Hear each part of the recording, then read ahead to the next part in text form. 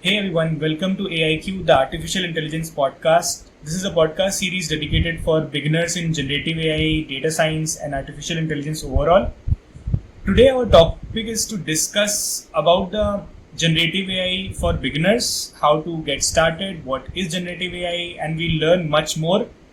So let's get started with our first question. Exactly what do you think is generative AI and how is it different from the rest of the existing traditional AI models out there?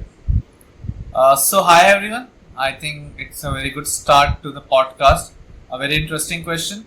So basically, if you know, most of the modeling part before coming of generative AI were based on classification or generating or predicting just one number or something like that. But now generative AI is coming. So basically, it is able to generate whole lot of images, context only.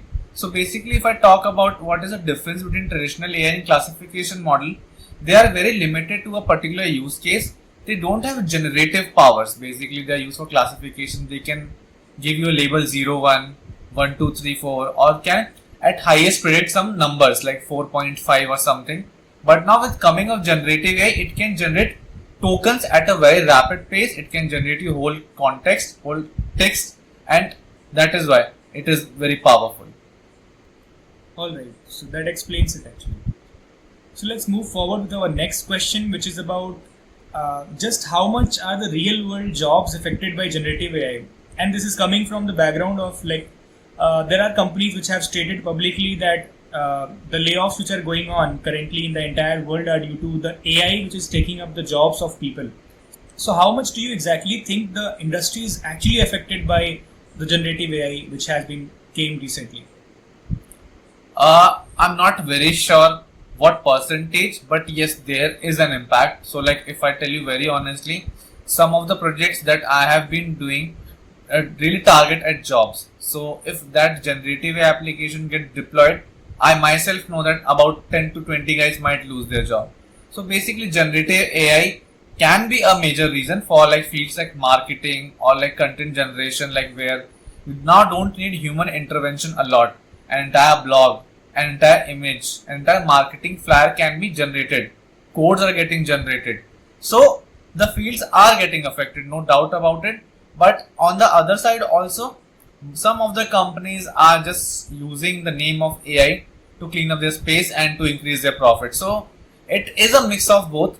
They have an excuse now to put AI forward and get away with the layoffs. So some of them are genuine, but most of them are just more of an excuse, I feel so. Alright, that clears up the picture, I guess.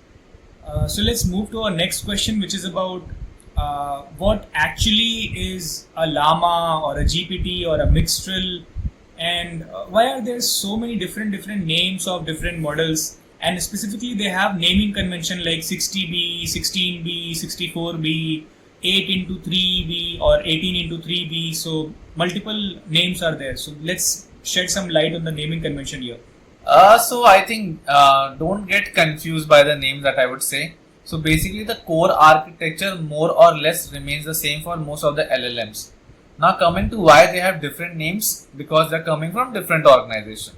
Facebook call it models Llama, OpenAI call it model GPT, and so on and so forth. Now talking about the nomenclature that is getting used like 13B, you might have a 7 into 8B. So B refers for billion. So basically that particular LLM, the large language model, has this many parameters, this many weights. So basically if you know about the basics of machine learning, the entire idea is depending upon tuning up the weights. Smaller models like logistic regression, SVM, they have very less amount of weights. Like at times, like in a linear regression equation, it might be 5 for a problem statement. But in case of LLMs, as they have a huge context, they have huge number of parameters, 8 billion parameters. So this number signifies that. Well, that clears up the naming convention at least. Let's go for a fun question in between. I myself believe that Gemini does a very good job in generating a lot of information along with the images as well. What do you think is the best generative AI model according to you? It depends upon which use case you are catering. So, like if you have heard For coding, there are special models. For generating images, there are special models.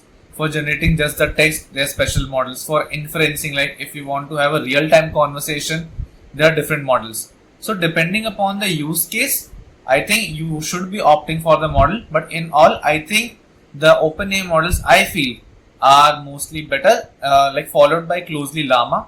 And as you said, Gemini is providing you with multimodal capabilities, so that's a big add-on. So if you're looking for images and open source, I think Gemini is their Copilot you can use, which uses a combination of GPT and DALL-E. So I think it depends more or less on the use case. Well, that gives an idea about a lot of LLMs to our users. So do let us know in the comments on what is your favorite LLM, and let's move forward to the next question, which is, should everybody learn generative AI, or should you suggest people to get started with learning ChatGPT, automating their work, improving their productivity with ChatGPT or other applications? How much important it is for others to get indulged into it, or can people still do their job in a better way without even learning generative AI? I think that's a very good question. A lot of people are asking me whether is it mandatory to know. I feel so you should learn it at all costs, because not just from your job perspective, I think at personal level also I'm able to automate a lot of things. So if I give you an example, I used to write a blog. I'm an active blogger on Medium. I used to take about 1 to 2 weeks to write a blog, because you need to read a research paper from scratch, then you need to implement, then you need to write a code, all that stuff. But now with coming of ChatGPT, my workload has been reduced by at least 30 to 40%, and that's a big, major boost to my productivity. And I feel that generative AI is something that can impact each and every industry. It's not just limited to tech or content generation. If used wisely, I think everyone can get the best out of it. So do go for it, do learn it. And at least ChatGPT should be the basic you should be knowing. I feel so. So do you think this is something like the big internet era? I mean, is it that big, or it is something like maybe a different tech wave which came and which will be slowing down afterwards? To be honest, I feel that it is, if not that similar to internet, because internet was a big boost, but it's no less than that too. Because again, see, why internet became popular? Because it was able to impact a lot of industries again. Same goes with generative AI. Right now, it has made so many things possible. It is impacting a huge number of sectors. So, if any technology is able to impact so many sectors, it becomes very, very important. And with the growth that I have seen, like the first version of ChatGPT and right now, and other models also, I think the growth is incredible. It has improved on most of the facets in like just a time frame of 2 years. All right. I think the answer is that it is a very big wave in the tech industry, and everybody should learn it. It's not that it is only for specific people, but if you can use to make your lives better, then it is only helping you, not pulling you out. So let's talk about the role of maths in generative AI. Let's say somebody is starting from scratch again. This, by the way, this podcast series is again dedicated for beginners. So let's say somebody is starting away into it. So how much is maths important or required for generative AI? I think it is a tricky question, to be honest. How you wish to get started on generative AI? If you are a machine learning engineer, if your core work is into machine learning, I think it is important, and it is a little difficult also. So because the root of generative AI comes from transformers, which uses self-attention mechanism. So these are some heavy words that I am using, which are core mathematical concepts, and they are no easy concepts. It's not like A plus B equals to C. They are very difficult concepts, and you need to have an intuition. So in case of generative AI, if you wish to understand how it works, so you need to understand how the algorithm works. So I think, considering traditional AI, I think if you are into the core job, you should be knowing the mathematics, and it is difficult. But if you're just building applications around it, playing around with it, you don't need anything, because most of the LLMs are free, open sourced. You won't be requiring to fine tune them or train them regularly, and most of them are present as an API. So you just take it, build your application, use it, and be happy. All right. That sounds good. So let's move to the next question, which is about what is exactly prompt engineering? Because I have been seeing a lot of prompt engineering buzz since the ChatGPT has launched, and now there are a lot of people who are selling courses around it. There is prompt engineer jobs out there. There's a lot of buzz. People are saying that you don't need to know a single piece of tech, but if you just know that how to write a prompt, you are a prompt engineer at least. So how is it different from a generative AI engineer, and what exactly is a prompt engineer? So I think it's one of the most important aspect of generative AI. So if we start from scratch, to get the best results out of generative AI, there are two major things that you need to have. One is the model itself, the LLM that is accessible, and the prompt. So prompt is basically the input that you are giving. How detailed is the input? What are the minute details you are able to capture? How are you tricking the LLM to answer in certain style? So engineering that prompt, in like rephrasing the text that you're writing, how to decorate it, is basically called as prompt engineering. Talking about the job roles that are coming in, I think that is a big surprise to me also, because I personally don't feel that it is a prevalent industry. Like job engineering would be a job, an actual job in the coming years. This is my perception, because there are multiple packages that have come up that can tune up the prompt for you. So you give it a raw broken prompt that write me an essay, a very blatant prompt, and there are packages like Focus. I remember DSPY, which can automatically improve that prompt for you in the background. So now packages have started coming in. So to be honest, it is always the best to know it, but I don't feel that it is worth a career into. So basically prompt engineering is a must to have, but it's more of a side skill that I believe. I guess that clears up the confusion for our viewers. So let's cover up some more exciting questions and let's dive deeper into the generative AI. And let's get started with it by understanding how do models like GPT actually work? This is a very complicated question. I think you need to deep dive into the maths of how transformers works or how a GPT model works. But basically, if I give you an intuition, so how a a particular generative AI model works, it intakes a sequence of tokens. So it is no human. I think first of all, you need to know that it is able to understand the context. So it doesn't mean that it is able to understand what it is outputting. For any machine learning model, whatever input you are giving is just numbers. Eventually, whatever text you are inputting, for you it is text, but internally it gets converted into number. The output is also a number which gets converted into text backed by some logic. So eventually the model, the LLM that you're talking about, is playing with mathematics. It doesn't know the context, what you are asking and what it is replying also. So it intakes a sequence of tokens, the words. It intakes that, and depending upon the attention mechanism, I think attention is a very black box sort of a mechanism for our beginner audience. I won't be explaining that. It is a mathematical concept that helps the LLM understand the context of what question you are asking. Once it is able to understand the context, it is able to reply in another set of tokens, which are sequential in nature, which becomes the output for you. Now, if you ask it to write a blog, the prompt that you are giving, write me a blog, becomes the input sequence of tokens. It goes to attention. The model is able to understand what question is getting asked, and then it, depending upon the training data set that it has been trained on, it gives you an output in again a sort of sequence of token that makes sense to the human but not to the model. Alright, so that explains much about how the GPTs can work. Let's proceed further in this diving deep of the generative AI part, and let's consider some examples of generative AI in the real world applications. Do we have any applications in what we use in daily life which already have generative AI capabilities in them? I think obviously yes. I think in last 2 years there has been a boom of generative AI applications that are coming up, be it image editing tool, blog writing tool, or be it improving your writing on something, be it marketing side, making artificial flyers, marketing campaigns that are running. I think everywhere I can see generative AI. There are coding assistants that are getting created. You might have heard of Aider or Cursor.ai. So these are certain IDs that have AI now assisting the coders.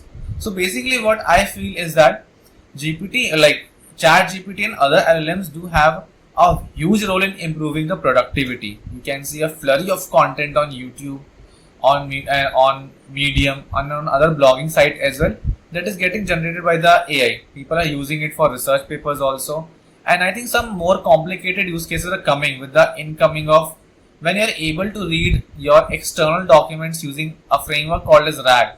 So basically, you are able to connect your external databases to RAG to talk to the LLM. In that case, the companies are leveraging their own bots. So some companies are making financial bots to understand, okay, how the finance works. Some companies are making fashion bots. So I think there is a lot of applications. You just need to Google. I think you will get a flurry of applications on this. On top of it, we have AI influencers, we have AI models, we have AI robots which are doing things on their own. A lot of things are going on since this buzz started coming. So let's proceed further in this series, and again, this is a beginner friendly question, in fact a beginner only question. Let's talk about how do we get started learning generative AI. To be honest, the resources right now are not that mature. I myself wrote a book on LangChain, and eventually at a point I came to know that the book might not be able to survive the time, because the way the field is changing, I think things are becoming obsolete within days. There came a package 15 days back, now it became obsolete. So what to learn is also a very important question, that whether whatever I am learning is helpful for me. Would that be helpful for me in the next upcoming 6 months? You don't know it. So in talking about the resources, I'm not very sure what can be a very authentic resource to get started on. I can tell you what concepts you can get started with. You can get started with understanding what is the transformer mechanism, what is attention. Then eventually you can switch to a package called as LangChain, which is becoming very, very popular. And as I told, I myself wrote a book. So to understand how you can build out generative AI application, there is a concept called as agents that you can know. You can read about RAG, how to connect your PDFs or your presentations to the LM and ask questions on this. You can talk about multi-agent orchestration, so multiple AI agents talking to each other. Then you can talk about how you can fine-tune an LLM. So this is a little complicated topic. So I can tell you about the topics, but tutorials are what I would suggest. Better read number of blogs, and then better just use ChatGPT to learn these things, because it is able to summarize the internet and all the stuff. So ChatGPT looks to be the best place to learn to me. That's great. I totally agree with that. You mentioned a couple of resources, you mentioned a couple of topics. Indeed, it is very crucial for our viewers and beginners to know that what is relevant. When in days, if things are going outdated, it's very important for everybody to understand whether to learn it and is it still relevant or not. So that's great. So let's proceed further, and let's learn about some challenges which people who are working in generative AI might face. There are multiple challenges, to be honest. So don't get swayed away by the YouTube influencers, I would say. Building a POC with generative AI is the easiest. Building a real product is very tough, because you don't know what output would be coming out of it. There is a very quite common buzzword going around called as hallucination. That means the model is able to make out facts. It will tell you that Mahatma Gandhi died in 2000. It is giving a logically, factually incorrect answer, but syntactically correct answer. So how to face that? How to make sure that the LM doesn't give you hallucinated answers? Another point is that running such models consumes a lot of resources. So most of the companies, most of the individuals don't have these resources to run these models on their own. Even training or fine tuning these LLMs is a huge challenge, because they are very, very much computationally intensive. So I think if I summarize this all, hallucinations is a huge problem. Building out actual products on real world is again a problem.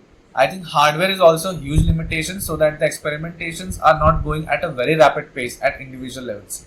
But one point I would like to mention about Hugging Face, I think it has been the best platform so far. It provides you almost everything state of the art on generative for free of cost. So do create their free API, use it, and I think it's the best place to get the state of the art things. Well, that is hugely helpful.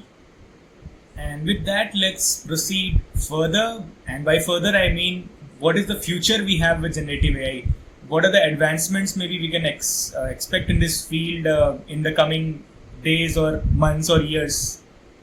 I think it has a lot to offer, to be honest. I think if you have been active on any social media platform, every day or the other day you are getting some new invention coming out. Sometimes a new LLM is coming, sometimes a new application is coming. So the future is full of great things, but on the same side, there can be heavy recession also. I feel that because a lot of companies are just very forcibly going towards generative AI. They are trying to automate a lot of stuff, and they have started doing that. They have started getting results. So I think the recession might be on the other corner right now. Also, the job scenario doesn't look great.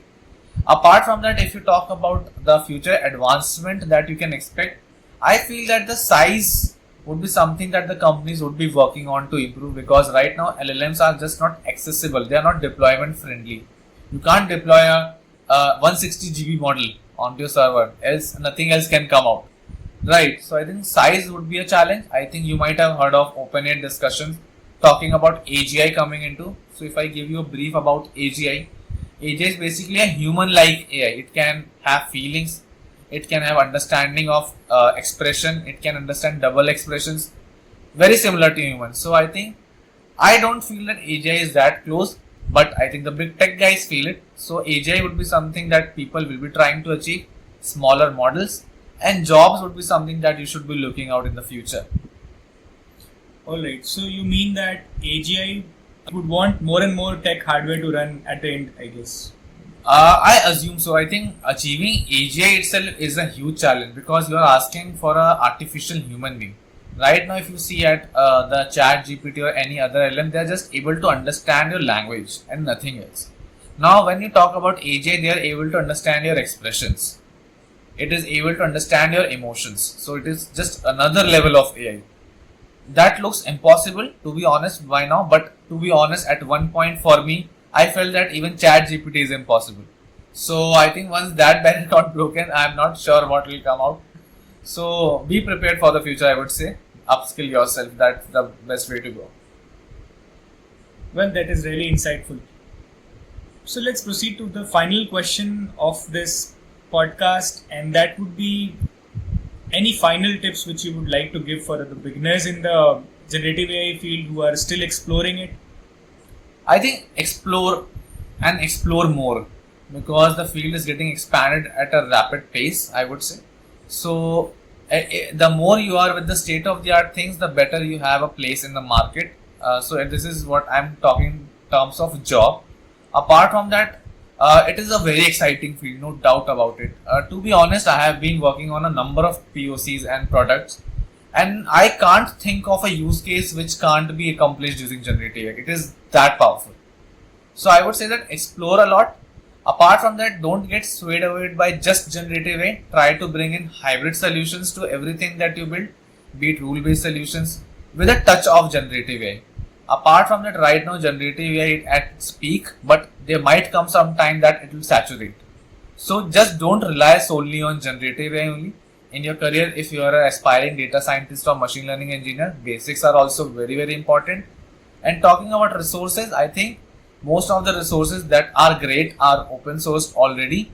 You do check them out. Don't try to pay huge amounts. Don't get into the scams of people try asking you to pay huge amounts for this and that course.